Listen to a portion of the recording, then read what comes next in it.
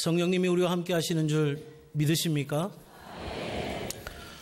여러분, 아침에 질문을 하나 드리며 말씀을 시작하고 싶습니다. 여러분은 어떤 세상에 살고 계십니까?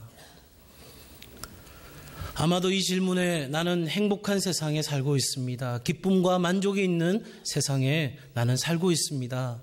이렇게 고백할 수 있다면 마음을 다해서 진심으로 축하의 박수를 드리고 싶습니다.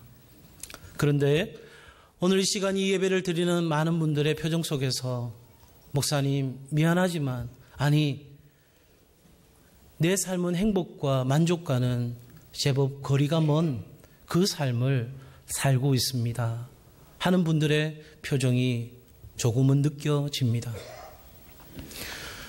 여러분, 그도 그럴 것이 우리 사회의 여러 지표들은, 통계들은 우리에게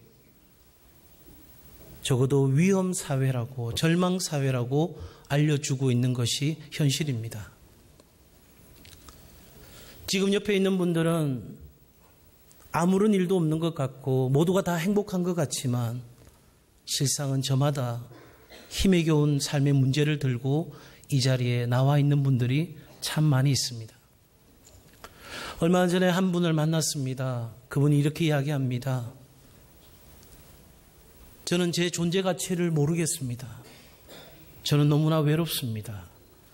아마 제가 여기서 죽는다 해도 누구 하나 관심 두지 않을 것 같습니다.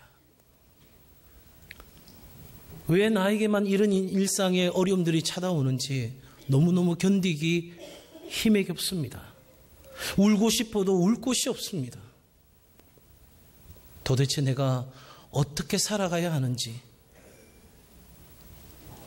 오히려 사는 것보다 죽는 것이 더 행복한 것 같습니다. 여러분, 이 안타까운 슬픈 이야기가 먼 남의 이야기는 아마도 아닐 것입니다. 철학적인 용어 가운데 아포리아라고 하는 단어가 있습니다. 이 아포리아라고 하는 말은 아무런 해결책이 없는 상태를 말합니다. 다시 말해서 길도 찾을 수 없고 출구도 찾을 수 없는 상태를 가리켜서 아포리아라고 말하고 있습니다. 여러분, 이 아포리아와 같은 불안하고 어두운 시대에 우리는 과연 어떻게 이 삶을 살아내고 견딜 수 있을까? 여러분, 많은 사람들은 어설픈 낙관주의를 이야기합니다. 그냥 잘 될 거라고 믿으면 되지 않겠냐고 이야기합니다. 어떤 이들은 얄팍한 희망을 이야기합니다. 그러나 그러한 것들에 기대는 것이 얼마나 어리석은지 우리 모두는 잘 알고 있습니다.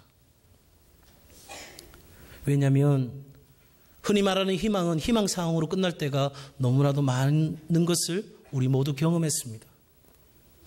뿐만 아니라 그 희망이 끝에서 만나는 절망은 더더욱 우리에게 심각하게 다가옵니다. 그러면 여러분, 우리를 송두리째 삼켜버릴 것 같은 이 절망의 바다에서 우리가 어떻게 살아낼 수 있을까? 어떻게 하나님이 예비하신 그 승리의 길을 찾고 우리가 다시 희망의 노래를 부를 수 있을까? 어떻게 절망하는 이 시대의 사람들에게 성경은 무엇을 말하고 있을까? 바로 이 질문들이 오늘 말씀을 준비하게 된 저의 물음의 시작이었습니다. 여러분, 감사하게도 우리가 함께 읽었던 오늘 본문의 말씀이 우리에게 바로 그 길을 찾도록 안내해 주고 있습니다. 여러분, 오늘 본문에 나오는 이 사건은 19장부터 시작이 됩니다. 근데 사실은 19장에 나오는 이야기는 삼류 영화에나 나올 만한 이야기입니다. 레위인과 레위인의 첩이 베냐민 족속이 있는 기브아 땅에 머물게 됩니다. 그런데 기브아의 불량배들이 이 레위인의 첩을 욕을 보이고 결국 이 레위인의 첩은 죽음을 맞이하게 됩니다. 너무나 억울하고 분한 이 레위인은 자신의 아내의 시체를 조각내어서 이스라엘 족속들에게 보냅니다. 이 상황을 겪게 된 이스라엘 백성들은 하나님을 믿는 우리가 어떻게 이럴 수 있단 말인가? 그러면서 격분하고 이 상황에 대해서 해결하고자 미스바로 모이게 됩니다. 그리고 미스바로 모여서 이 베냐민 족속과 해결할 수 있는 방책을 내어놓지만 결국 베냐민 족속이 받아들이지 않고 민족 간의, 형제 간의 전쟁이 벌어지게 되었습니다. 여러분, 그런데 이 전쟁이 시작이 되고 나서 이스라엘 백성들은 모든 것을 다 잃게 됩니다. 여러분, 오늘 우리가 읽지 않았던 사사기 20장 10절과 읽었던 17절의 말씀에 비추어 본다면 여러분, 그 당시에 이스라엘 족속 가운데 싸울 수 있는 전사가 40만 명이었습니다. 그 중에 10분의 1, 4만 명이 이 전쟁에 참전하게 되었습니다. 그런데 첫 번째 전쟁에서 2만 2천 명이 죽습니다. 그리고 두 번째 싸움에서 1만 8천 명이 죽습니다. 여러분, 몇 명이 남았습니까? 숫자 계산이 안 됩니까? 몇 명이 남았어요? 다 죽었습니다. 여러분, 4만 명이 이 전쟁에 참전했는데 4만 명이 다 죽은 것입니다. 2차 세계대전 당시에 미군의 잠수함이 항구로 들어오다가 그만 침몰된 일이 있었다고 합니다. 이제 구조대가 이 잠수함에 있는 선원들을 구출하고자 구조 작업을 펼칩니다.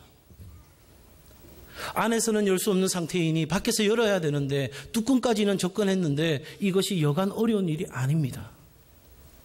한참을 애를 쓰고 있는데 어디선가 소리가 들려옵니다. 모수 부호의 소리입니다. 그 내용은 이렇습니다. 아직도 희망이 있습니까? 여러분, 오늘 이 본문의 이야기는 이스라엘 백성이 묻고 있는 겁니다. 하나님, 모든 것을 다 잃었습니다. 아직도 희망이 있습니까? 이제 오늘 이 시간 우리도 묻습니다. 하나님, 여전히 내 삶에, 내 가정에, 내 자녀가, 내가 있는 이 공동체가, 이 나라, 이 민족이 여전히 우리에게 희망이 있습니까? 지금 나는 절망입니다. 지금 나는 슬픔입니다. 지금 나는 낙심했고 지금 나는 좌절했습니다. 어찌할 바를 모르겠습니다. 그럼에도 내게 소망이 있습니까? 내가 정말 다시 희망의 노래를 부를 수 있는 겁니까? 이렇게 절규하는 마음으로 우리는 이 아침 말씀 앞에 서고자 합니다. 여러분, 말씀은 우리에게 가르쳐 줍니다. 첫 번째로, 우리가 다시 희망의 노래를 부르려고 한다면 우리 안에 있는 절망의 원인이 무엇인지, 문제의 핵심이 무엇인지를 정확하게 파악해야 하는 것입니다. 여러분, 이 문제를 이야기하기 위해서는 지금 현재 이스라엘 백성들의 상황을 우리가 조금 이해할 필요가 있습니다. 아침에 시간이 많지 않기에 성경 구절들을 다 찾아가면서 설명드리기는 어려워서 제가 간략하게 정리를 해서 말씀을 드려봅니다. 여러분, 19장 30절 말씀에 보면 민족 안에 일어난 문제를 해결하기 위해 사람들이 모이게 됩니다. 그들 안에는 헌신이 있었습니다.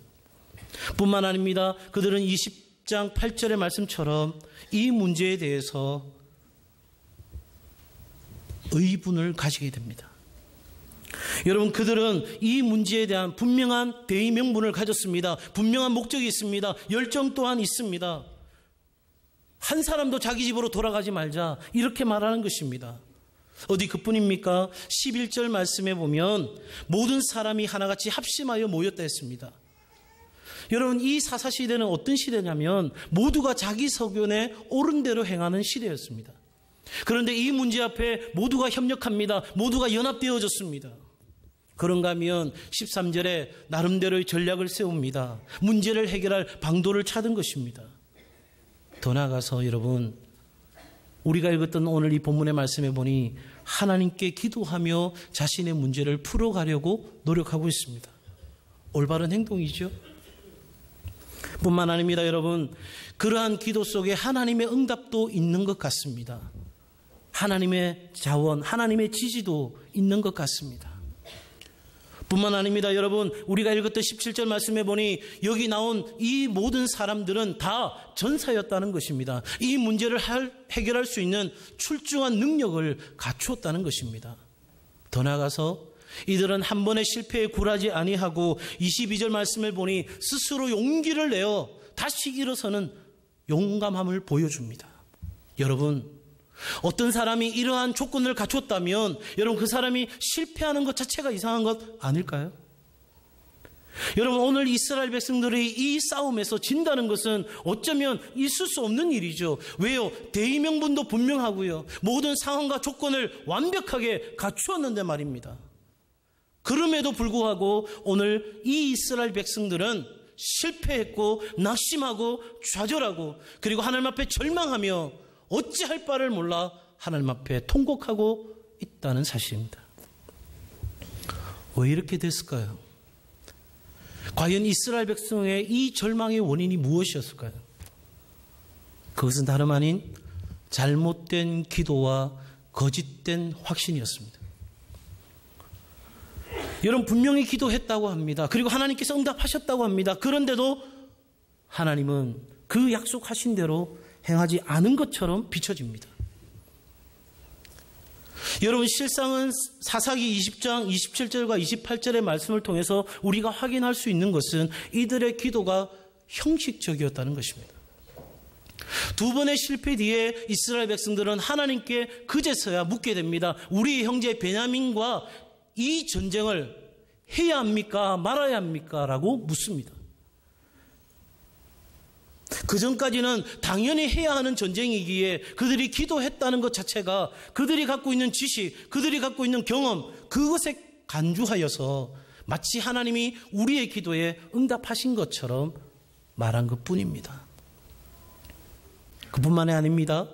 여러분, 18절 말씀에 보면 이 전쟁에서 누가 선봉에 설 것인가에 대해서 하나님께 기도하는 장면이 나옵니다. 그리고 하나님이 마치 유다가 앞에 서라고 말하는 것처럼 오늘 본문은 보여집니다. 그러나 여러분, 지금까지 가나안 정복 전쟁에서 유다는 항상 선봉에 섰던 지파입니다. 그러니 이 역시도 그들은 형식적으로 기도한 것뿐입니다. 그리고 마치 그들이 지금까지 해오던 것처럼 그렇게 결정하고 하나님의 이름을 빌린 것밖에 없는 것입니다. 여러분, 전쟁은 여호와께 속한 것입니다. 그러니 그 전쟁을 무르했습니다. 더군다나 형제와의 전쟁입니다. 그들의 절망의 원인은 거기에 있었던 것입니다. 여러분, 우리 역시 무언가 우리 삶에 잘못되었다라고 생각되는 것이 찾아온다면 우리는 어디서부터 무엇부터 잘못된 것인지 절망의 원인을 분명히 찾아야 할 것입니다. 여러분, 문제가 분명하면 답을 찾을 수 있습니다. 우리 안에 문제가 이해되면 그 답을 구할 수 있는 것입니다. 양을 치면서 생계를 유지하던 한 남자가 있었습니다. 어느 날 그의 양들이 샘물을 먹고 시름시름 앓다가 끝내 죽고 말았습니다. 생계는 물론 자신의 전부였던 양들이 죽자 이 남자는 희망을 잃었습니다. 이제 나와 내 가족은 다 죽게 되었구나. 그도 그럴 것이 양을 살릴 수도 없고 또 양을 살 수 있는 돈도 없는 것입니다. 절망하던 어느 날 이 남자가 이런 생각을 하게 됩니다. 내가 지금 죽더라도, 내가 여기서 내 삶이 끝나더라도 도대체 왜 이런 일이 내게 일어났는지 분명히 원인을 좀 찾아봐야 되겠다. 그런 결심을 합니다. 그리고 양들이 먹었던 샘물을 떠서 전문기관에다가 의뢰합니다. 여러분, 그 양들이 먹었던 샘물의 짙은 액체는 다름 아닌 석유 성분이었습니다. 여러분, 이 남자가 절망의 그 끝자락에서 포기하지 아니하고 그 절망의 원인을 찾았을 때 새로운 길이 열린 것입니다. 여러분, 우리의 절망에는 반드시 원인이 있습니다. 그런데 그 원인에 대한 모든 답을 하나님이 가지고 계시는 줄로 믿으시기 바랍니다. 그러기에 여러분, 우리에게 절망의 원인을 찾을 수 있다면 우리는 다시 희망의 노래를 부를 수 있는 것입니다. 두 번째로, 우리가 다시 희망의 노래를 부르기 원한다면 여러분 같이 한번 해볼까요? 희망을 잃지 않아야 합니다. 아멘. 여러분, 기도가 응답되지 않고 우리가 가진 비전이 희미해져 가고 우리가 갖고 있는 모든 것을 잃어버렸다 해도 우리 안에 결코 잃어버려서는 안 되는 것, 그것은 바로 희망입니다. 여러분, 오늘 본문에 보면 이스라엘은 다시 하나님 앞에 기도하고 용기를 냅니다. 그러기에 용기란 희망의 또 다른 이름임을 우리는 확인하게 됩니다. 여러분, 그럼에도 또 실패합니다. 여러분, 실패의 연속입니다. 이쯤 하면 된 것 같은데, 이 정도의 고난이면 이제 내가 다 견딘 것 같은데, 여기서 제발 좀 끝냈으면 좋겠는데, 그 실패와 좌절의 연속이 우리의 삶에 펼쳐지는 것입니다. 벗어나려 해도 점점 깊이 빠져들어가는 것 같습니다. 해결할 기미가 보이지 않습니다. 아무리 부르짖어도 그 어떤 해답도 없는 것 같습니다. 여러분, 그럼에도 이스라엘 백성은 끝까지 희망을 붙잡았습니다. 왜요? 더 이상 물러설 곳이 없기 때문입니다. 여러분, 이 시점에서 하나님을 잃는다면 모든 것을 잃는 것이기에 결코 하나님만은 놓칠 수 없었던 것입니다. 여러분, 절망은 희망이 끊긴 상태를 말합니다. 희망이 끊어졌다는 것은 우리의 동맥이 끊어졌다는 것입니다. 절망한 사람에게는 아무런 힘도 없습니다. 자동차에 주유를 하듯이 그렇게 공급할 수 있는 것이 없지요. 하지만 병에 걸리면 약을 먹고 고치듯이 희망이 끊어져 절망하게 된 상태라면 다시 희망으로 이어줘야 하는 것입니다. 우리에게 찾아온 급박한 절망스러운 상황이라도 쉽게 좌절하거나 포기해서는 안 되는 것입니다. 절망스러운 상황은 없다. 절망한 사람만 있을 따름이다 하는 말이 있습니다. 여러분, 문제가 우리를 절망으로 낙심으로 몰아가는 것 같지만 실제는 문제를 바라보고 있는 내가 절망하기로 결정한 것입니다. 그러기에 여러분, 우리의 인생은 다윗과 골리앗의 싸움이 아니라 내가 누구에게 초점을 맞추느냐 하는 것입니다. 여러분, 우리의 인생의 초점을 만약에 골리앗인 거인에게 맞춘다면 여러분, 우리는 당연히 낙심하고 좌절하게 될 것입니다. 왜냐하면 그 문제라는 골리앗은 내가 감당하기에는 너무나도 벅차고 내가 이겨내기에는 너무나도 힘이 든 것입니다. 그 앞에서 우리는 무지할 수밖에 없고 무능할 수밖에 없기에 우리는 거인을 바라볼 때 넘어질 수밖에 없습니다. 그러나 다윗처럼 모든 사람이 거인을 바라보고 있을 때 다윗처럼 하나님을 바라볼 수 있다면 우리에게 새로운 길이 열리는 줄로 믿습니다. 여러분, 거인을 바라볼 때 우리는 실족할 수밖에 없지만 우리가 하나님을 바라볼 때 우리 앞에 놓여있는 문제라는 거인이 쓰러지는 역사가 있게 될 것입니다. 그러니 여러분, 보배로운 믿음을 가진 우리는 출렁이는 물결이 아니라 그 물결을 걸어오시는 주님 바라볼 수 있기를 바랍니다. 죽어있는 내 상태가 아니라 죽은 자를 살리시는 하나님을 바라볼 수 있기를 주의 이름으로 축원합니다. 여러분, 고통스러운 우리의 현실이 아니라 희망에 우리의 시선을 고정하고 비록 힘에 겨워도 오늘 그 절망의 터널을 향해 우리는 당당히 걸어가야 할 것입니다. 세상에는 문제 없는 사람을 기억하는 것이 아니라 수많은 문제 가운데서도 희망을 잃지 아니하고 그 희망을 끝까지 붙들고 그 절망을 이겨낸 사람들을 우리는 기억하고 있지 않습니까? 여러분, 세상은 절망의 힘이 군림하는 것 같습니다. 그러나 역사를 움직이는 힘은 희망입니다. 여러분, 인간의 절망이 아무리 크다 한들 하나님의 희망보다는 클 수 없는 것입니다. 제가 오늘 이 아침에 말하는 이 희망은 어설픈 낙관주의나 얄팍한 희망이 아닙니다. 그냥 막연하게 잘 될 거라고 하는 그런 해독제가 아닙니다. 여러분, 모든 가능성이 사라졌음에도 하나님은 하실 수 있다고 믿는 믿음으로 출발하는 희망인 줄로 믿으시기 바랍니다. 이 희망은 어디에서 나오는 것입니까? 하나님의 말씀에서 나옵니다. 하나님의 능력에서 나옵니다. 하나님의 성품에서 나옵니다. 하나님의 약속에서 우리 가운데 주어지는 것입니다. 세 번째로, 이 절망을 극복하고 다시 희망의 노래를 부르기 원한다면 나의 자원을 의지하던 삶을 멈춰야 합니다. 그리고 하나님의 도우심만이 내가 승리하는 유일한 확실한 길임을 믿어 의심치 않아야 합니다. 그리고 더 나아가 약속으로 우리 가운데 찾아오시는 하나님께 기도와 간구로 나아가야 할 것입니다. 한번 따라해 보시겠습니까? 멈추고 가지고 나아가자. 한 번 더 하겠습니다. 멈추고 가지고 나아가자. 여러분, 이스라엘 백성들은 모든 것을 다 잃었습니다. 그럼에도 하나님 앞에 부르짖습니다.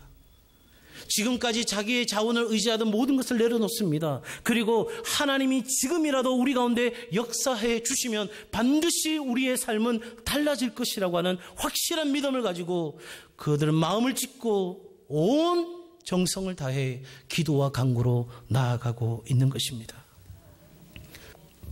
여러분, 하나님의 자녀인 우리는 결코 혼자가 아닙니다. 이 문제 앞에 혼자라고 생각되신다면 여러분, 오늘 이 하나님의 말씀을 들으십시오. 우리의 목자이신 우리 하나님은 우리와 항상 함께하는 분이십니다. 우리가 있는 곳으로 그분을 부를 필요도 없습니다. 그분이 어디 계시냐며 의아해야 할 필요도 없습니다. 행여 우리를 버리실까 두려워하지도 염려할 필요도 없습니다. 하나님은 우리 앞에 가시며 우리 옆에 걸으시며 우리 뒤에 따라오시며 우리를 안전하게 지켜주시는 여호와 하나님이십니다. 여러분, 이 하나님을 믿는다면 이제 우리의 자원을 의지하던 것을 멈추고 이 확실한 믿음을 가지고 기도와 간구로 쉼없이 나아갈 수 있기를 바랍니다. 여러분, 누군가가 내 문제를 해결해 줄 수 있다면 그 사람을 만나지 않을 사람이 누가 있겠어요? 그런데 바로 이 능력의 하나님, 전능하신 하나님이 우리를 부르고 계시고 너의 염려를 내게 맡기라 함에도 불구하고 우리가 혼자서 끙끙 앓고 있다면 이처럼 어리석고 불쌍한 인생이 어디 있겠어요? 여러분, 이스라엘 백성은 그 하나님 앞에 모든 것을 쏟아놓고 부르짖었습니다. 그때 하나님은 그들에게 새로운 길을 열어주신 것입니다. 마지막으로 우리가 다시 희망의 노래를 부를 수 있기 위해서는 하나님을 만나야 합니다. 하나님과 만나서 다시 새로운 관계, 새로운 교제 안으로 들어가야 합니다. 여러분, 이스라엘 백성들은 모든 것을 다 잃었습니다. 바로 그 순간 그들은 금식하기를 결정합니다. 그리고 그들은 번제와 화목제를 드렸다는 것입니다. 속죄제와 속건제를 드리며 하나님과의 끊어진 관계를 다시금 회복하는 시간을 가졌습니다. 말씀하시는 하나님, 역사하시는 하나님, 우리 가운데 임재하시는 그 하나님을 이스라엘 백성들은 다시 만난 것입니다.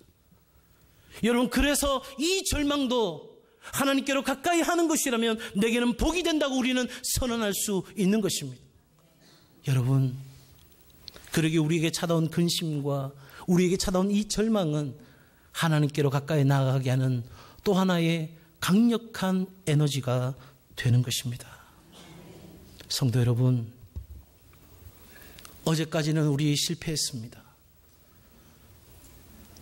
어제까지는 너무 힘들었습니다. 스스로 용기를 내어서 어떻게 해보려고 노력했습니다. 그럼에도 안 됐습니다. 더군다나 어제도 믿음으로 나아갔고 지금도 여전히 믿음으로 나아가는데 안 됩니다. 왜 내게 이런 아픔과 고통이 찾아오는지 설명도 안 되고 이해도 안 됩니다. 그러나 오늘 하나님이 말씀하십니다. 내일은 다르다는 것입니다.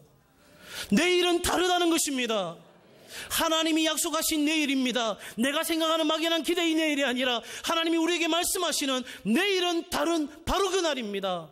여러분, 성경에 있는 말씀처럼 우리가 오직 여호와를 경외하며 진실히 하나님을 섬길 때에 우리를 새로운 차원으로 이끌어주시는 하나님의 은혜와 역사가 있는 줄로 믿으시기 바랍니다. 사랑하는 여러분, 우리는 잠 못 이룰 수 있습니다. 아니, 때때로 잠 못 이루다가도 지쳐 쓰러져 잠들 수도 있습니다. 그러나 하나님은 우리를 위하여 잠 못 이루시며 우리를 친히 돌보시고 이끄시는 분이십니다. 성도 여러분, 예수님이 죽으시던 그날도 어두웠습니다. 그러나 주님이 살아나셨을 때 거기에 찬란한 빛이 다시 비춘 것을 여러분 기억하지 않습니까? 우리는 죽었던 인생입니다. 무덤 속에 갇혀있던 인생입니다. 절망하던 인생이었습니다. 살 길이 없던 인생이었습니다. 어디를 돌아봐도 누구 하나 내게 도움이 될 수 있는 사람이 없는 그런 존재였습니다. 누구 하나 내 손을 잡아주는 이가 없었습니다. 그러나 주님이 나를 대신하여 죽으심으로 우리를 무덤에서 살리신 줄로 믿습니다. 그러기에 여러분, 절망을 안고 다시금 무덤으로 들어가는 어리석은 일은 범하지 마시기를 바랍니다. 다시 염려하고 낙심하고 좌절하며 내 스스로가 무덤으로 들어가는 어리석은 일을 이제 멈추시기를 바랍니다. 여러분, 이 성령 강림주일 아침에 하나님이 내게 주시는 그 믿음을 가지고 다시 희망을 가지고 불굴의 용기를 가지고 기도와 간구로 하나님 앞에 전심을 다해 나아갈 수 있기를 주의 이름으로 축원합니다.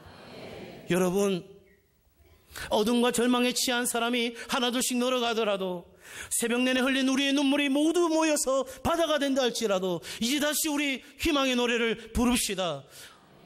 여러분, 하나님의 놀라운 역사가 우리를 기다리고 있습니다. 하나님이 우리와 함께 하십니다. 하나님이 우리를 도우십니다. 하나님이 우리를 반드시 잘 되게 하십니다. 이 믿음 가지고 절망을 이기고 다시 한번 희망의 노래를 부르는 중앙의 모든 가족들 되시기를 주의 이름으로 축원합니다.